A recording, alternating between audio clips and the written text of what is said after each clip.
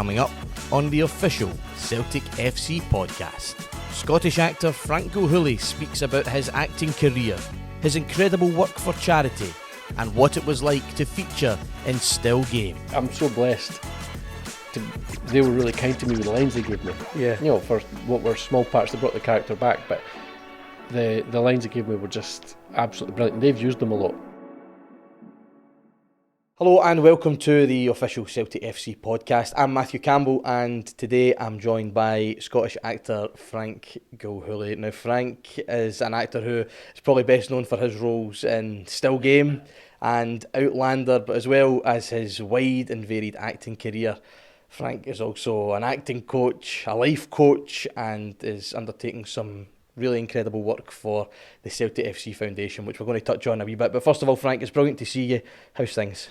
Brilliant, thanks for having me. I'm tempted to sit at this and look at this beautiful background. It's fantastic. But no, life's great. Life's Brilliant. great. It is what you make it. I'm always really busy. I'm very blessed with a colourful life. So, wonderful. Couldn't be any better. That's brilliant to hear. When we're coming up the trackside there, just on our way up to the studio, you're pointing out kind of where you sit in the stadium. So obviously you're a Celtic supporter. I'm just curious, tell me about that. Have you been a Celtic supporter all your life, and how did that happen? God, it goes way back to the old days. I mean, my dad taking me to Easter Road a couple of times. Right. Celtic against Hibs, but we were in the away end. Right. And it was kind of bizarre. I was only a young lad, and it was football fans there was a lot of kind of stuff that you wouldn't want your parents to see these days, but look at the environment that we're in now. But no, my cousin took me then to my first game. It was against Wraith Rovers, and I sat right down there. I was 9 or something like that. And then, it's just brilliant. So I've got 3 sons, and we sit up there, right up high, but and we never miss a game. That's fantastic. It's absolutely brilliant. When you're talking about those early days as a Celtic supporter, what year are we talking? Who's your kind of Celtic hero at that point in time? Oh, the maestro. McStay, of course, right? Brilliant. Absolutely. Just different class. I mean, you imagine if we had him right now. Do you get what I mean? Yeah. Back then, starting his career here, a guy that wants to stay with Celtic his entire career as well. But the whole journey of that, your McGarveys and that, Feed the Bear, Absolutely. These were brilliant days. Yeah. But I try to explain to my kids, I say, you just don't know what it's like to be on the other end of it. Because my kids have grown up and, let's face it, we're very, very, very dominant now. Mm-hmm. Yeah, of course. Well, I was curious to ask you about that as well. I mean, it's been a sensational season so far. As we're recording this just now, we're playing Hibs away tomorrow. We're just back from Munich. But what's your kind of view on the season so far been? I think it's brilliant. I'll be honest, I've been surprised at the technical side of the football that Brendan Rodgers has got them playing. As soon as they're doing this, there's a thing that happens when they start passing really fast, and they've been doing it quite a lot now, more and more, progressively, and the speed at which they pass opens up avenues to then cut a defence up. But in Munich, I mean, they played it wasn't just fast, but they played it calmly. They were in control, and they looked not one bit out of place. In fact, they looked quite dominant for a lot of the game. I think that's a big thing as well, the fact they said, didn't look out of place, and even after the game, Brendan talking about the fact that the sort of credibility that we've got at that level now, it was absolutely magnificent to see, but heartbreaking in the end. It was sickening. Well, it's funny, it's heartbreaking, but I actually felt brilliant with how they played. It's like it was full of hope. It was a new level for us. We never went over and tried to pick off and defend the whole game. It was not that kind of game. So we went into their big Lions den and we went right for it, and we controlled so much of the game. I thought we were brilliant. So it was hard, but I'll be honest, the sort of bitter feeling, the negative feeling left me within about 10 minutes because it was replaced with pride. Yeah, no, I think you're quite right to say that. And I think the Celtic fans as a whole, I think you'll see a reaction at our next home game. From the fans, because that was a fantastic performance, and you just hope it goes from strength to strength to strength. Away from the football side of things, then, Frank, like we mentioned at the start of the podcast, you're a well-known actor. You're a well-kent face, as it was. We'll touch on Outlander, still game as Mark the Quizmaster and so on. But acting such a unique and varied kind of career to go into. I'm curious as to how you get involved in that industry. Well, the bizarrest avenues. Like, I'm a landscaper, and me and my wife, we were trying to have kids for quite some time, and things were not happening for us, and miscarriage and things like that. But to get our heads at the sand a wee bit, I got involved in a play at the Edinburgh Theatre Workshop, just for something to do. Mm-hmm. My wife got involved in the costume department, and I'm looking at the newspapers, and I'm like, wow, that's me they're talking about. That's my first ever play. I just done it for something to do. And on that side, because I say, like, we've got 3 sons now, it's fantastic. But this acting thing, wow, I got a buzz from it. I was singing a hit song, the Chattanooga Choo Choo, with like an 18-piece band and that, and I absolutely loved it. And it sort of was a platform that then somebody at the rap party handed me The List magazine. Right. And they said, you'd be good at that. It's a Up and Under, a rugby play. Right. John Godber play. And it was in the Edinburgh Festival. And I thought, I'll see if I can get an audition. Well, I got an audition and got an absolutely brilliant part in it. And through that, I was approached by an agent who, to this day, I'm still with. So that's incredible.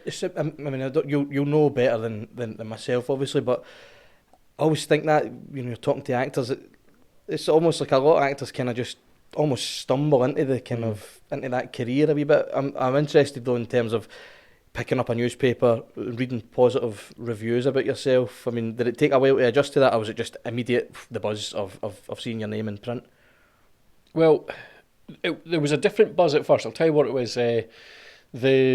The director, Andy, bless her, she passed away last year while I was away sailing the Canary Islands. It was a really sad occasion, but she was a wonderful human being.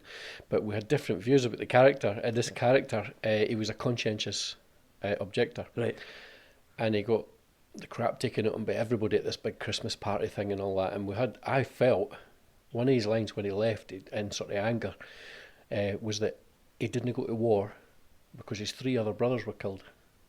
And there's this line, he's a Glaswegian, he's like, I had brothers, right? And he's trying to explain, but I said, would I not be, because everybody's turning on me, and this, in particular, after this sort of loving scene, this girl sort of sobers up a wee bit, and she's like, you're the Conchie, what am I doing kissing you? And she's like, oh, this. And when I explained this, I was like, would I not cry a wee bit? And she's like, no, honestly, I want you to underplay everything.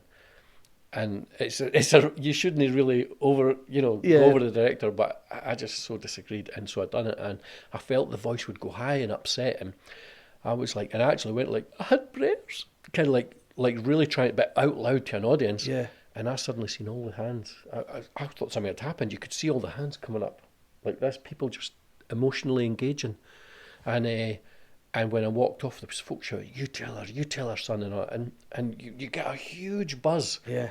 There's no way, Andy came up to me after it and she says, you were right, by the way. Yeah. You were bang on. But these sort of things happen. But that gave me a massive lift. I just felt amazed. I was like, wow, what a power. Yeah. To play with people's emotions like that. See, had you had sort of like, formal kind of training as an actor up to that point? So it was just a kind nothing. I could tell them how to lay slabs and stuff. No, it's just something I just enjoyed. I think because I teach a lot of this stuff, I learn that it's the same with everybody in life, but what you enjoy, you're good at.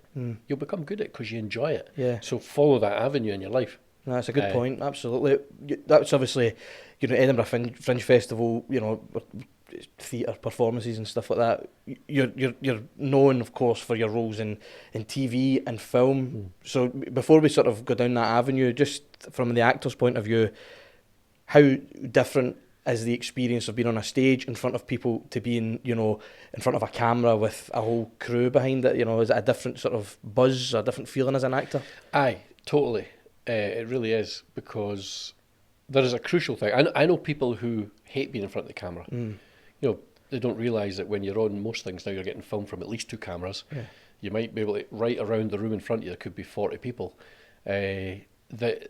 beyond that, people watching, some of the big things like Marvel stuff and that, you've got a Crew 500, they're really big projects, but there's a different kind of vibe from it. But I just felt the commitment that's involved in theatre, and in comparison with the money, I'm going to be honest with that, because I had decisions to make with a family after that, a young family, and with my landscaping business, I couldn't just switch that off, shove it on a shelf and say, I'm going away to do theatre on far less money for 3 months. It wasn't a choice for me. So they're both a great thrill, but I keep saying this, I've been very blessed that the path of acting that I've walked down I keep saying it's like a big red fluffy carpet, and it gets softer and wider and easier to walk the older I get. And it leads in different directions. It's opened doors to so many different things. So I thoroughly enjoy it.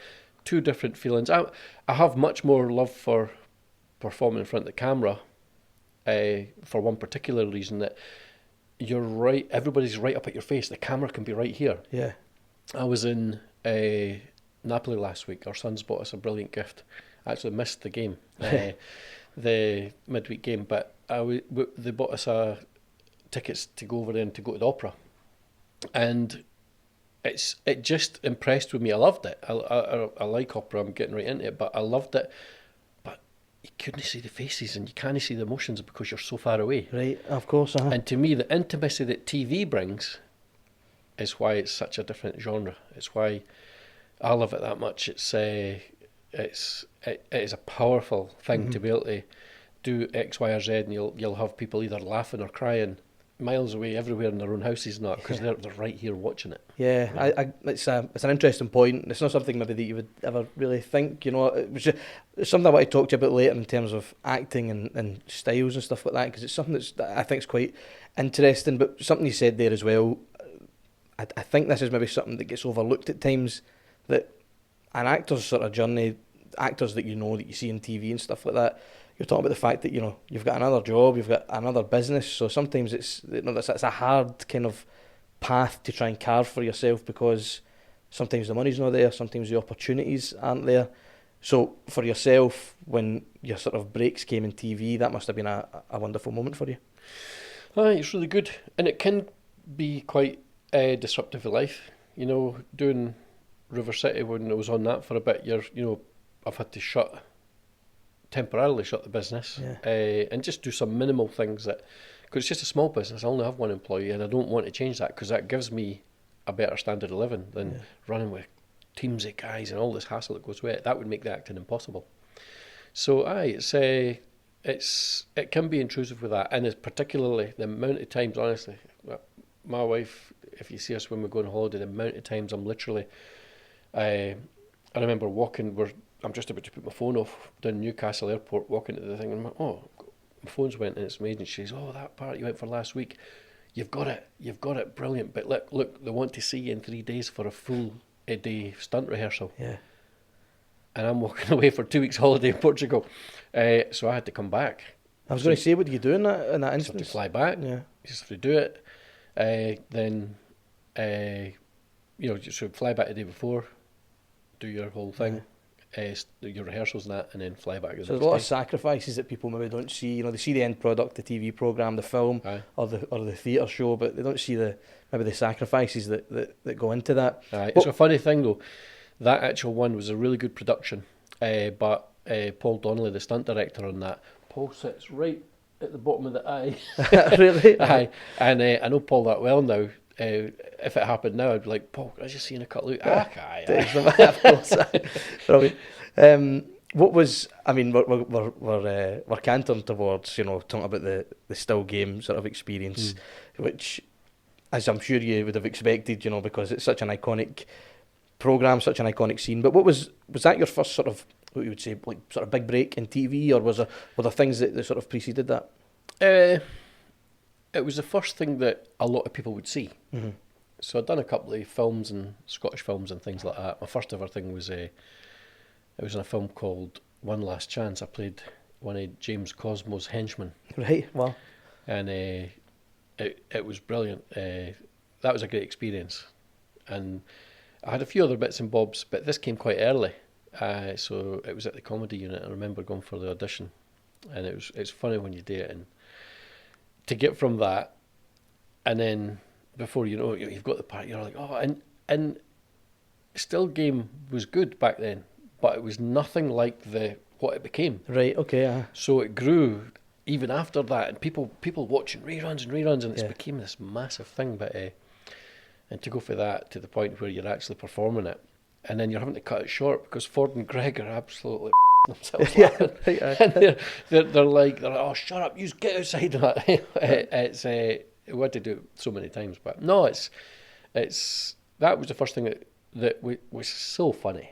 I mean, I'm so blessed they were really kind to me with the lines they gave me. Yeah. You know, for what were small parts, they brought the character back, but the lines they gave me were just absolutely brilliant. And they've used them a lot in different advertising stuff. Right. I realise that. Aye, and the Facebook side of their thing has also used it quite a lot. In fact, they used it on Netflix as well. The images for my scenes a lot, so it's been they're well known and well remembered and well loved scenes. So it can get a wee bit funny when you've got your 2,000th person shouting it to you at a car.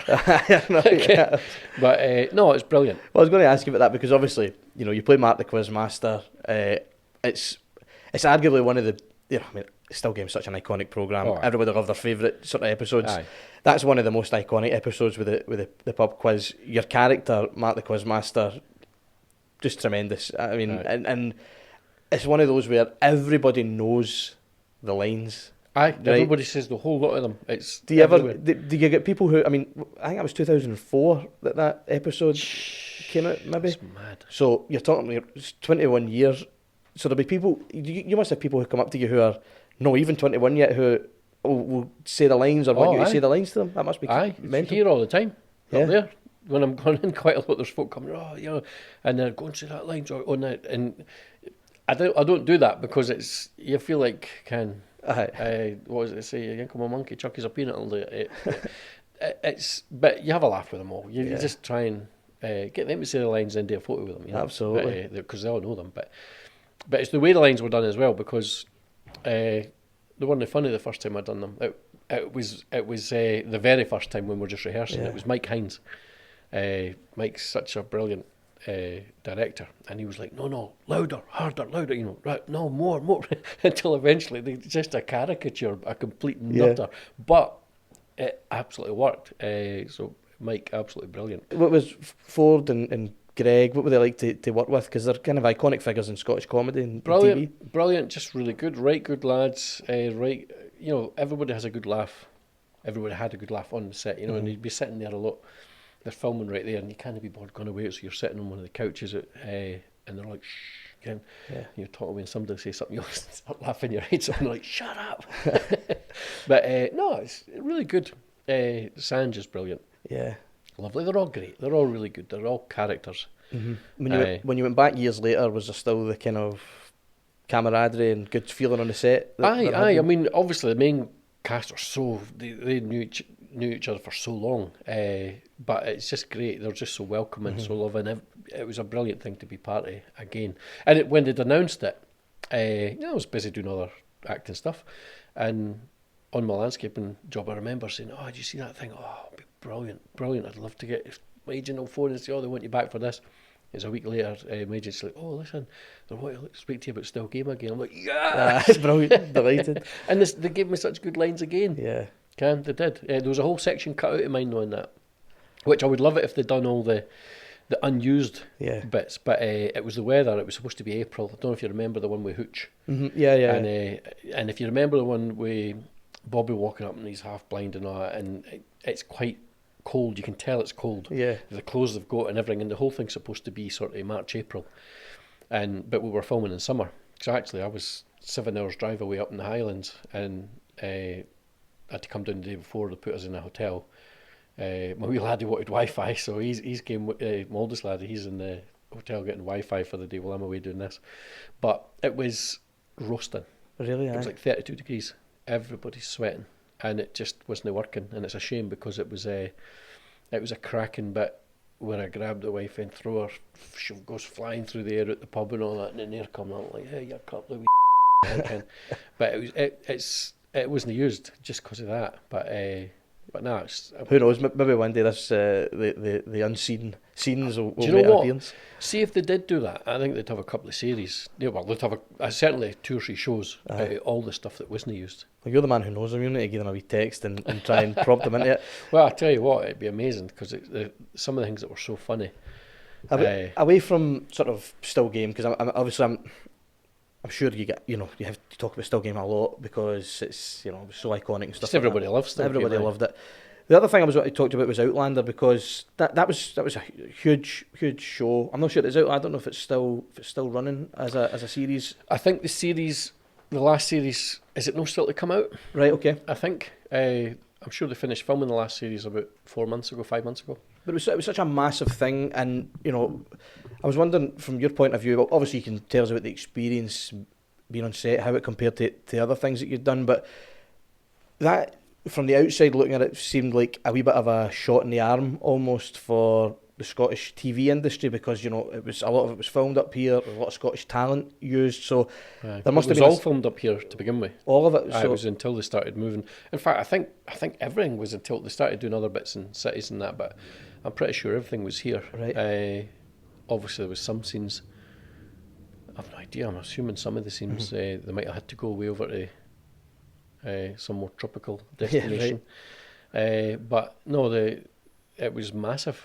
It was really, it was a lot of money got put into it. Yeah. And I just seen the role coming, and they wanted, I don't know how they worded it. They wanted the big, strong but lovable looking, big guy who had hands that clearly were a workie's hands, big, strong hands to make this tiny little, to make this ring out of the key. And Anna Foster, the director, she was brilliant, but she had this big thing about the hands. So the ring, it's the delicacy, right? All. And I thought, oh come on, that's a shoe-in. So it was. So is that a thing? You go to auditions sometimes and think, I'm going to get this. Aye, there's certain things to do with, like I done one there for Netflix. I've got a wee yacht on the west coast. It's nothing glamorous, but it's lovely. And but we go sailing. I do a lot of sailing, and I love it. I go into it recently actually through the foundation. We had to get together, the guys that had done Kilimanjaro with, and I was like, sailing. This was just before COVID, but I'll tell you what, I loved it. I fell in love with it. Really? Yeah. And I bought a yacht 2 months later, and then before I could even use it, I had to go. Yeah, In winter, I went away and done my training in Lanzarote. Wow. To which my wife's like, "Oh, aye, right, you can just you go away." So no, I loved it. It was brilliant. But so that knowing this sort of thing about boats and stuff like that got me a part that's not out yet, the Undertow on Netflix. Right. But other things, I've done a gillie for Macallan's recently. They wanted somebody who knows a bit about fishing. Well, I used to teach fly fishing. Right. And so I was able to, I live right next to a loch. Yeah. I live like 100 yards from a big loch. So in the middle of absolutely nowhere. But so I went down to the loch and I just set the tripod up and I just quickly filmed. And I made it like a wee bit as if I'm teaching them. And then the next thing, I'm up at Macallan's and they're like, everybody'd seen my tape. You never get that, but they loved it that much. They were all sharing it. And I was explaining to them how you can tell the cheats, those that think that, because the guys that go fishing got all the expensive stuff. And I says, within 1 second, they go to cast. You should be able to keep a newspaper under your arm when you cast. Right, okay, there you go. Tricks and all this, you've got. And I'm talking to the camera. I'm saying, that's how you scare away the fish. So it's gentle. 2 casts, you should be way out there. See, that's incredible though. Like in terms of these are just maybe wee skills, and talents and whatever that you've picked up throughout life, but you're able to then utilise that in a kind of an art form that it's just, you've got to bring you. Yeah. I teach at my classes. Bring your skills. Because I taught fly fishing because I used to own a fishery. Right. So and I also got a part in some other thing for Sigma, who done Outlaw King, who I was very blessed to get a part in that as well. But when they were tiny, I had a part for them as a guy who owns a fishery. So you've got to bring your aspect to your life and think, but in order to do that, you've got to be constantly looking through for the jobs that are coming in. Of course, absolutely. And there's no point in me going, to try and play some, tell you how that's just, there's a million guys who'll fit that before me, so bring what you are. Of course, it's interesting because, I mean, again, there'll be misconceptions of how actors get roles and stuff like that. Something you mentioned earlier, which, we've got to talk about, Guardians of the Galaxy. You're in Guardians of the Galaxy. You're talking about the size of that production. I mean, I'm imagining the scale of that, the budget that they're operating with. Does that just kind of make that a different level to other things that you've worked on? It's massive. Mm-hmm. You've got a crew of 500, 600, something like that, but it's just, money is no object.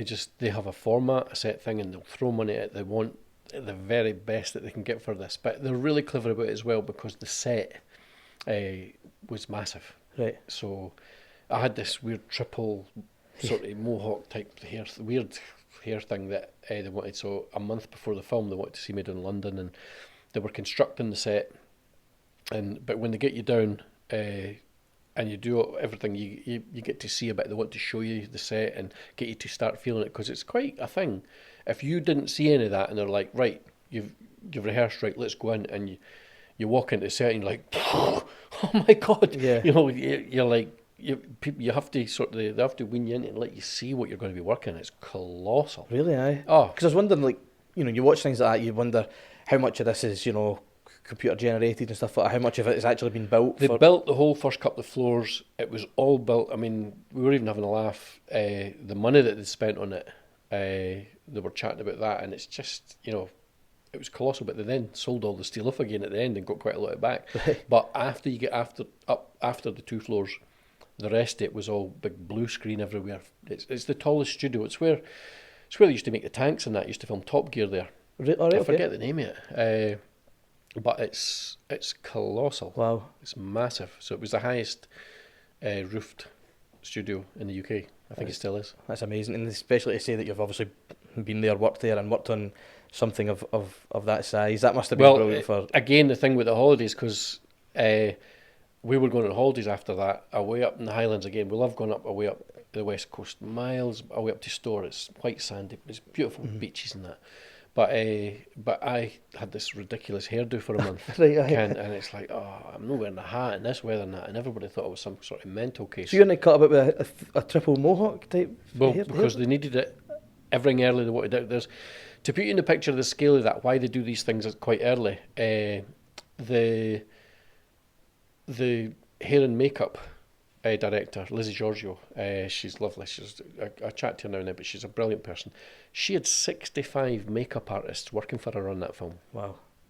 65. I mean, so you can't come in, you can't bring everybody in the week before and say, right, on you go, Ken. Yeah. You have to do things like that. And everybody looked, I mean, I actually looked the most human. Everybody, everybody had all different things on them to make them look bizarrely sort of spaced, like for some other galaxy or something. But no, it was amazing. But it's really good, the fact that they're so welcoming and they do look after you, and then they do get you in. But I'll tell you what, I must have put in about a stone, because the food was incredible. And there's simple things like a sweetie trailer, and they're all told, because they're not wanting you getting bored. You have a lot of downtime when you're filming, so they're like, I just go to the sweetie trailer, I just go to the pancake bar, I just go to the ice cream hut. Just unbelievable. And it had all these sprays everywhere inside, which they had to bring in because it was like 35 degrees in London. Really, right? But I was filming on that for a month, and it was a learning process for me, because I had quite a lot of stuff cut out. Right. And you see the film, and then you're like, great film. But the learning process is everybody gets cut. Yeah. I took it personally, but I'm like, well, wait there. That scene. Zoe Saldana was in it. Dave Bautista was in it. Yeah. Chris Pratt was in it. So you kind of take it personally. You kind of have to accept it. That's it. That's the movie. You just get on with it and be thankful and eternally thankful that you've managed to get into something like that. So absolutely. I think that's a great thing that I've learned in life. Just be grateful. It's been like I said at the start, it's a really wide and varied career that you've had: theatre, TV, film, some huge projects, some sort of indie projects as well, and so on. You've not mentioned my book.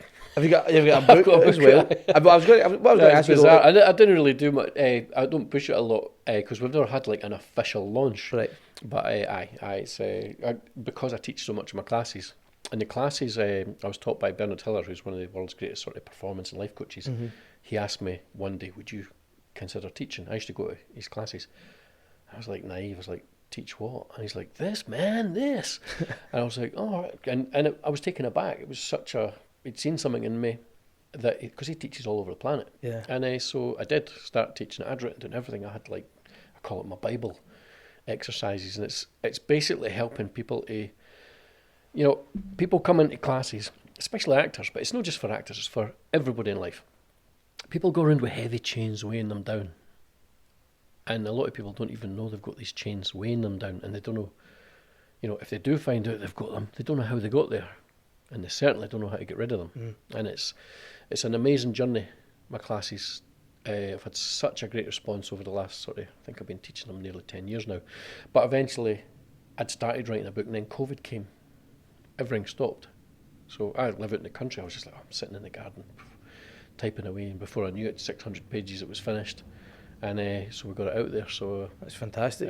It's really good. So it's on Amazon. Brilliant. You can get that on Amazon. There you go. Kindle, that's a good wee plug there. It's called Avoiding the Downward Spiral of Fear, because it's all about, there is a downward spiral of fear, and when it gets to the bottom, that's that's where people are taking their own lives and things like that. It's hard. It's learning how to know this, and also I'm very clear about learning how to identify and how to get back off it. Yeah. And well, that's excellent. It sounds like quite an important thing as well. As well as being another brilliant chapter of your own story. Well, I was going to ask you about the Bernard Hiller, the acting masterclasses and stuff like that as well, because something I was wondering you could maybe shed a bit of light on, because I was reading that the way that you were teaching the Bernard Hiller method.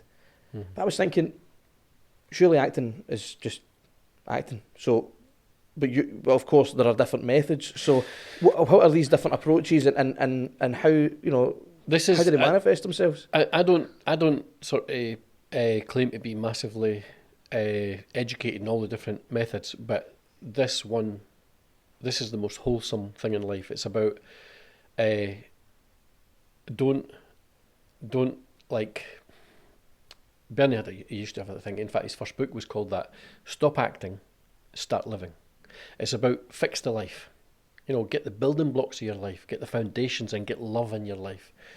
Get people in your life, get people like you in your life. Don't have all your arrows. This is how the charity started when I do the WanderBhoys for the foundation, because I was aware of this. Don't have all your arrows point at me.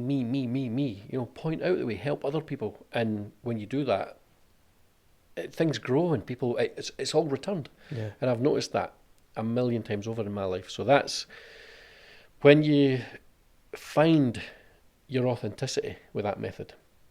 You bring it in, and your stomach will tell you right away, to be you, and you won't deviate for that for anybody. Your principles, your morals, and that's a really strong thing, because I think a lot of people forget that in their life. Yeah. And the most authentic people we ever meet are kids. Yeah, right. It's only once they get beyond 3, 4, 5, don't do this, don't do that, don't run on that big lovely lawn. All this sort of stuff. Kids just want to run off. So it's all these things. Yeah. It's rediscovering the authenticity. And sadly, for so many, and mine was terrible. I mean, my first class with Bernard Hiller, I was in tears, just looking at myself. And I came out after 3 days. I'd vomited in the class and everything. But I came out after 3 days, and I was like, oh my God, I feel brilliant. I'm like a new human being. Really? And I was just like, I need more of this. I need more of it. I need more. Yeah. So now it's great giving it to others. Well, I love it. It's fascinating. And to be fair, we'd probably sit here and do a whole, other episode on that. But I'm just curious in terms of coming. We've spoken about your acting career and, the classes and the book and so on. Have you got anything that you'd like to still achieve in the acting industry, or do you feel that you just kind of take it as it comes? Yeah, I mean, I'm quite heavy into script writing, and I promised myself when the minute I started, wherever I'm on holiday, I'm no one for sitting in the sun, but I'll happily sit there in the shade, enjoying the pool and that, but sit there, a wee beer, typing. So I've written quite a few scripts that I'm very proud of. And I didn't write them saying I've got to get this out there, but I've written them knowing that one day if one goes, And it was actually, I forget her name. It was something. I was sitting on the journey back from a set once. I was sitting next to I didn't know at the time, but the writer who'd written the entire series. But she wrote the original book, and I'm really forgetting. I can't even remember what the book was. But she said, no, I loved writing that much, and I always made it that I would have to have other stuff ready if one ever went. Right, And she says exactly that happened to her. One went, and then everybody was at her.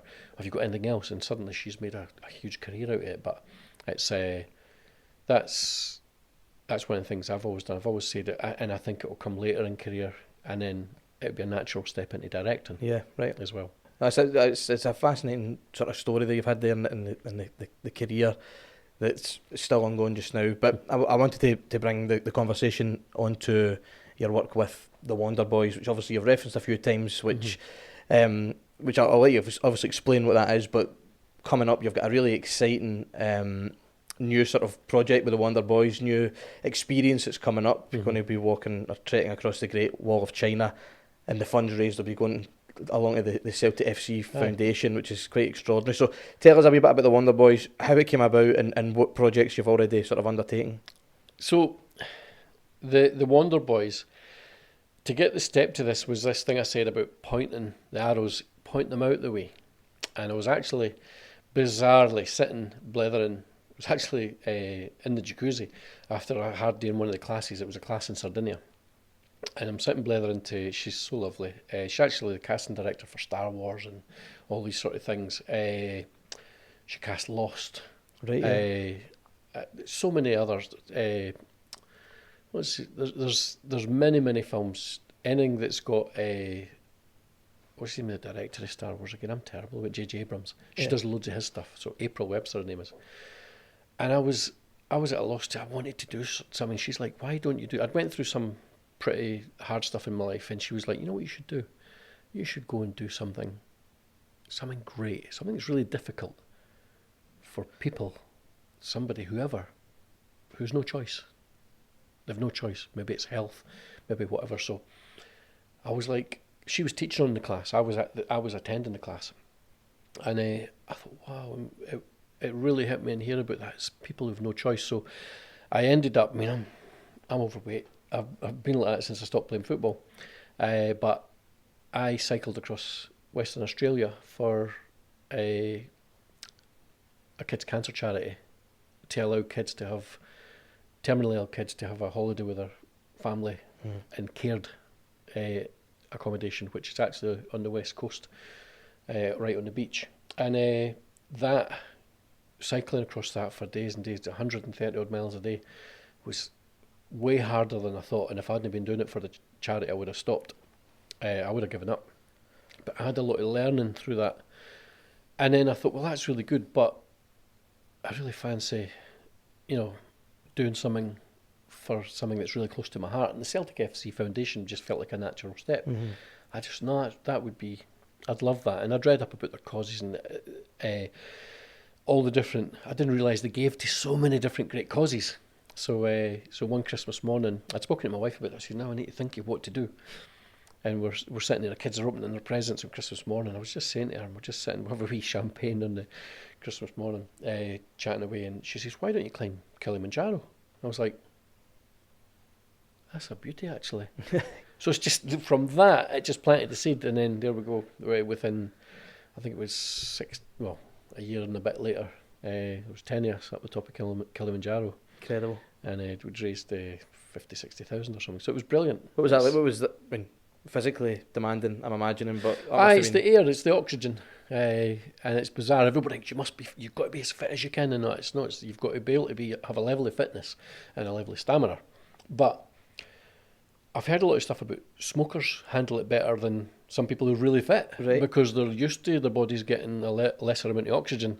And I don't know if that's the reason why, but certainly a few weeks before there was a team went from a Glasgow fitness centre, right? And 2 out of the group of 15 didn't make it, 12 or 15, 2, and they were the 2 fittest at them all who ran the place, and they couldn't get to the top. They just needed more oxygen, and so maybe they were trying to go too fast. You've got to go slow. I mean, at the top, you've got, I think it's like 48% of the oxygen up there that you have at sea level. So you really notice it. I mean, if you were to run 20 yards, you go and run 20 yards when you're at the top, you'd literally just collapse instantly. It's your heart's racing. You're walking so slow. That's not me, that's everybody. Everybody. And your heart's racing. So it's a proper physical challenge. It is a challenge. How did it compare to, because you also done was it the Inca Trail, Machu Picchu? The 4-day Inca Trail to Machu Picchu, aye. So culturally it's very different, like, because the African culture and the Incas are only this height. And with the African one, you're walking up this huge mountain, zigzagging. They're trying, because it's a huge mountain. 19,343 feet, something like that. But the Incas just walk straight up, straight down the other side. And that's a very different thing. And that was hard. After the first day, I found it really hard, and I had to have a word with the guides and that. I says, this is ridiculous. I says, tomorrow you must change the speed, because I wasn't the only one. Yeah. But it was really difficult, and I was really, it plays with your emotions and that. I was really finding it that hard. I was like, if they're going to keep doing this, I'm out. Does the cause keep you kind of? Oh, aye, it does. But I'm not prepared to have a heart attack. Right enough. Do you know what I mean? Yeah. It was just there was a reason why they were going faster, but I wasn't buying it. And when I sat down and chatted with him, I see the next day, problem gone. And he says, look, I'm giving you somebody on your own. I'm going to get you away sharp. And I left, I think I left at 3:30 in the morning, 4 o'clock in the morning, first light, and I'm gone way before first light. But it made all the difference. He says, look, I want you to do 30 steps, then 30 seconds. So 30 steps in, just because you're walking straight up like that. Yeah. For large parts. And it was funny because come 2 o'clock in the afternoon, there's a place where you get all these Inca ladies selling, they're way up the mountain with all this juice. They're unbelievably fit, and they're selling this, and this is how they make their money. So you're prompted to go and please buy for them and give them their sort of their livelihood. So I'm there, and it's just out of sight for everybody coming up, but it's 2 o'clock in the afternoon, and I just heard the rest. I'm like, oh, Frank, oh my God, oh yeah. And they came on that, and I was wondering, what's wrong? They thought I'd packed in and had enough. Oh, right, okay. Because the guides didn't say nothing to them. Yeah. And I was in my bed within seconds. I had a quick bowl of soup, and I was out for the count. I was knackered that first day. Everybody's, we were hours late as well, so I think they wanted us to go even faster. But the second day, doing that routine, 30 seconds, and then 30 steps, 30 seconds, 30 steps. And at the end of the day, I got in half an hour behind. It's fantastic. Everybody, and it was a pleasure and a joy after that. Yeah. And I obviously read the little sort of, almost like the mission statement of WanderBhoys there, and you're taking on bucket list challenges to raise funds for the Celtic FC Foundation. So like we're saying, next year, Great Wall of China. Right. I mean, that is going to be something quite special. I'm sure it's something that you're really excited for. Oh, What I mean, am I right in wait. saying you're still, sort of submissions are still kind of open if people want to take part? Is that right?